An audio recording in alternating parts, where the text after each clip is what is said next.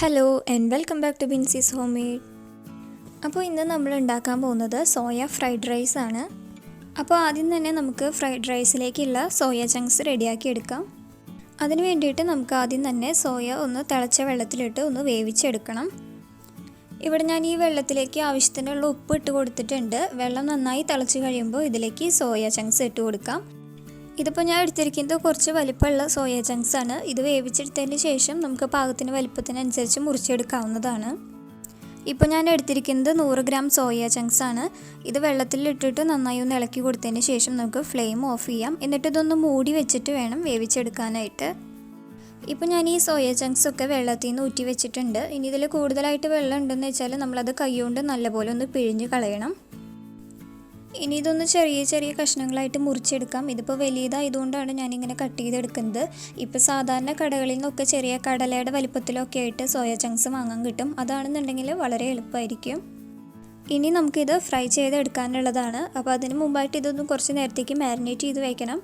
അതിനുവേണ്ടി ഞാൻ ഇതിലേക്ക് 3 ടീസ്പൂൺ മുളക് പൊടി ചേർത്ത് കൊടുക്കുന്നുണ്ട്. പിന്നെ വേണ്ടത് 1/2 ടീസ്പൂൺ മഞ്ഞൾപ്പൊടി, 1 ടീസ്പൂൺ ഗരം മസാല, ഉപ്പ് ആവശ്യത്തിന്, 1 ടേബിൾ സ്പൂൺ ഇഞ്ചി വെളുത്തുള്ളി പേസ്റ്റ്. ഇത്രയും ചേർത്തിട്ട് ഇതൊന്ന് മാരിനേറ്റ് ചെയ്ത് വയ്ക്കണം. അരമണിക്കൂർ നേരത്തേക്കാണ് ഇത് വെക്കേണ്ടത്. ആ സമയം കൊണ്ട് നമുക്ക് ചോറ് റെഡിയാക്കാം. ചോറ് ഞാൻ ഓൾറെഡി വേവിച്ചെടുത്തിട്ടുണ്ട്. ഞാനിന്ന് ബസ്മതി അരിയാണ് എടുത്തിരിക്കുന്നത്. അരി ഞാൻ 20 മിനിറ്റോളം വെള്ളത്തിലിട്ട് കുതിർത്തതിന് ശേഷം തിളച്ച വെള്ളത്തിൽ പാകത്തിന് ഉപ്പ് ഇട്ടിട്ട് അരി അതിലേക്ക് ഇട്ട് കൊടുത്തിരിക്കുകയായിരുന്നു. അതിനുശേഷം മൂടി വെച്ചിട്ട് ഒരു 10 മുതൽ 12 മിനിറ്റ് വരെയാണ് വേവിച്ചെടുക്കേണ്ടത്. ഒരു 1/4 ഭാഗത്തോളം വേവാകുമ്പോൾ തന്നെ നമ്മൾ ചോറ് ഊറ്റിയെടുക്കണം. മുഴുവനായിട്ട് വെന്ത് കഴിഞ്ഞാൽ നമ്മൾ ഫ്രൈഡ് റൈസ് ഉണ്ടാക്കി കഴിയുമ്പോൾ അത് ആകെ കുഴഞ്ഞു പോകും. അതുകൊണ്ടൊരു 1/4 ഭാഗത്തോളം വേവും മതി.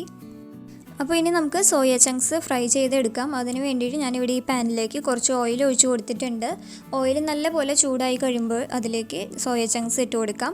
ഇത് നല്ല ഡ്രൈ ആയിട്ട് വേണം നമ്മൾ ഫ്രൈ ചെയ്തെടുക്കാനായിട്ട്. ഇപ്പോൾ ഇതിലേക്ക് സോയ ചങ്ക്സ് ഫ്രൈ ചെയ്തെടുക്കാൻ വേണ്ടിയിട്ടുള്ള ഓയിൽ മാത്രമേ ചേർത്ത് കൊടുത്തിട്ടുള്ളൂ. ഈ സോയ ചങ്ക്സ് നമ്മൾ സാധാരണ ബീഫൊക്കെ വരട്ടിയെടുക്കുന്ന പോലെ നല്ല പോലെ ഡ്രൈ ആയിട്ട് റോസ്റ്റ് ചെയ്തെടുക്കണം. അങ്ങനെ ഞാൻ സോയ എല്ലാം നല്ലപോലെ റോസ്റ്റ് ചെയ്തെടുത്തിട്ടുണ്ട്. ഇനി നമുക്ക് ഫ്രൈഡ് റൈസ് റെഡിയാക്കാം. അപ്പോൾ ഞാൻ ഫ്രൈഡ് റൈസ് ഉണ്ടാക്കാനായിട്ട് ഇവിടെ എടുത്തിരിക്കുന്നത് 1 cup carrot, 1 cup beans, 1 cup cabbage നീളത്തിലരിഞ്ഞത്, 1 കപ്പ് സവാള പൊടിയായി അരിഞ്ഞത്, പിന്നെ കുറച്ച് ഇഞ്ചി വെളുത്തുള്ളി പൊടിയായി അരിഞ്ഞത്, 1 കപ്പ് ക്യാപ്സിക്കം, പിന്നെ കുറച്ച് സ്പ്രിംഗ് അനിയനും എടുത്തിട്ടുണ്ട്. ശരിക്കും ഈ ഫ്രൈഡ് റൈസൊക്കെ ഉണ്ടാക്കാനായിട്ട് ഏറ്റവും നല്ലത് ചൈനീസ് വോക്ക് പോലെയുള്ള പാത്രങ്ങളാണ്. ഇപ്പോൾ നമ്മുടെ കയ്യിൽ എപ്പോഴും അങ്ങനത്തെ പാത്രമൊന്നും ഉണ്ടാവണമെന്നില്ലല്ലോ. അതുകൊണ്ട് ഞാനിന്ന് ഇതുപോലെയുള്ള ഒരു ചീനച്ചട്ടിയിലാണ് ഇന്ന് ഉണ്ടാക്കാൻ പോകുന്നത്. ഇതിലേക്ക് ഞാനിപ്പോൾ കുറച്ച് ഓയിൽ ഒഴിച്ച് കൊടുത്തിട്ടുണ്ട്. ഇത് നല്ലപോലെ ചൂടായി കഴിയുമ്പോൾ പൊടിയായി അരിഞ്ഞു വെച്ചിരിക്കുന്ന ഇഞ്ചി വെളുത്തുള്ളിയും ഇതിലേക്ക് ചേർത്ത് കൊടുക്കാം. ഒരു 10 സെക്കൻഡ് ഇത് നല്ലപോലെ ഇളക്കി കൊടുത്തതിന് ശേഷം ഇതിലേക്ക് പൊടിയായി അരിഞ്ഞു വെച്ചിരിക്കുന്ന സവാള ചേർത്ത് കൊടുക്കാം. ഇതൊന്ന് ചെറുതായി വാടി തുടങ്ങുമ്പോൾ തന്നെ ഇതിലേക്ക് 1 കപ്പ് ക്യാരറ്റും 1 കപ്പ് ബീൻസും ചേർത്ത് കൊടുക്കുന്നുണ്ട്. ഇതിലേക്ക് ചേർത്ത് കൊടുത്തിട്ടുള്ള ഇൻഗ്രീഡിയൻസിൻ്റെയൊക്കെ കറക്റ്റ് അളവ് ഞാൻ ഡിസ്ക്രിപ്ഷൻ ബോക്സിൽ കൊടുക്കാം. പിന്നെ ഫ്രൈഡ് റൈസ് ഉണ്ടാക്കുമ്പോൾ പിന്നെ പ്രത്യേകം ശ്രദ്ധിക്കേണ്ട ഒരു കാര്യം, ഹൈ ഫ്ലെയിമിൽ ഇട്ടിട്ട് വേണം നമ്മൾ ഫ്രൈഡ് റൈസ് റെഡിയാക്കാനായിട്ട്. ഒരിക്കലും മീഡിയം ഫ്ലെയിമിലൊന്നും ഇട്ട് കൊടുക്കരുത്. ഹൈ ഫ്ലെയിമിലാണ് നമ്മൾ ഫ്രൈഡ് റൈസ് ഉണ്ടാക്കിയെടുക്കുന്നത്. ഇതിനൊരു ചെറിയ വേവാകുമ്പോൾ തന്നെ ഇതിലേക്ക് 1 കപ്പ് ക്യാപ്സിക്കം, 1 കപ്പ് നീളത്തിലരിഞ്ഞിട്ടുള്ള ക്യാബേജും ചേർത്ത് കൊടുക്കാം.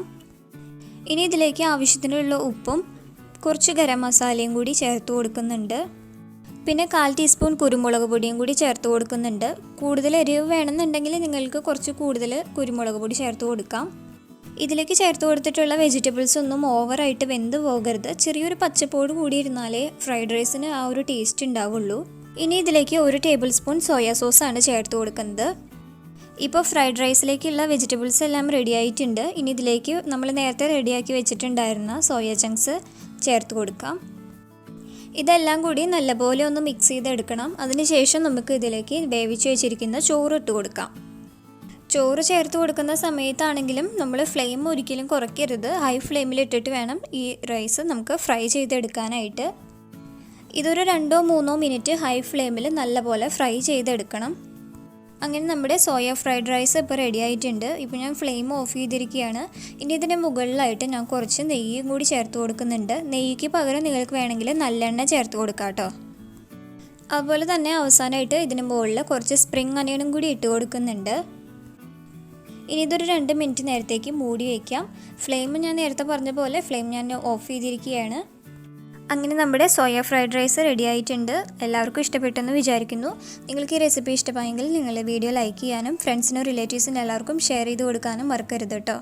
അതുപോലെ എൻ്റെ ചാനൽ ആരെങ്കിലും സബ്സ്ക്രൈബ് ചെയ്യാനായിട്ട് വിട്ടു പോയിട്ടുണ്ടെങ്കിൽ അവരൊന്ന് സബ്സ്ക്രൈബ് ചെയ്യാനും മറക്കരുത്. അപ്പോൾ ഇനി മറ്റൊരു റെസിപ്പിയുമായിട്ട് നമുക്ക് വീണ്ടും കാണാം. Thanks for watching.